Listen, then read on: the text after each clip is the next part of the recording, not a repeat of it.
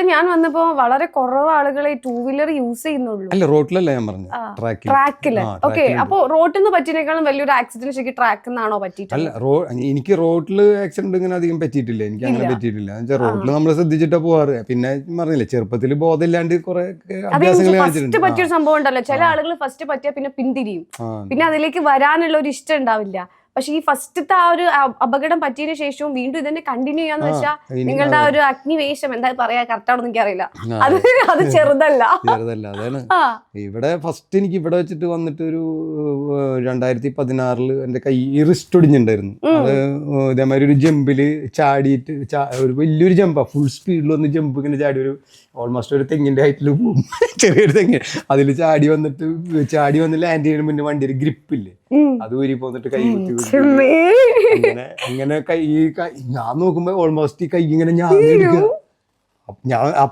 ഞാൻ പേടിച്ചിഞ്ഞ് ഓടിക്കുക. നേരെ ഹോസ്പിറ്റലിൽ കൊണ്ടുപോയി. ഡോക്ടർ പറഞ്ഞു ഓക്കെ സർജറി ചെയ്യാം. അപ്പൊ ഞാൻ പുള്ളി എടുത്ത് ചോദിച്ചു എത്ര നാൾ കഴിഞ്ഞാൽ വണ്ടി ഓടിക്കാൻ. പുള്ളി എന്നോട് പറഞ്ഞൊരു കാര്യമുണ്ട്, നീ വണ്ടി ഓടിക്കേണ്ട കാര്യം മറന്നേക്ക്, നീ വല്ല പേന പിടിച്ചതുകൊണ്ട് പേന കൊണ്ട് എഴുതാൻ പറ്റിയ നിന്റെ ഭാഗ്യം എന്ന് പറഞ്ഞു. പേടിച്ചു പോയില്ല.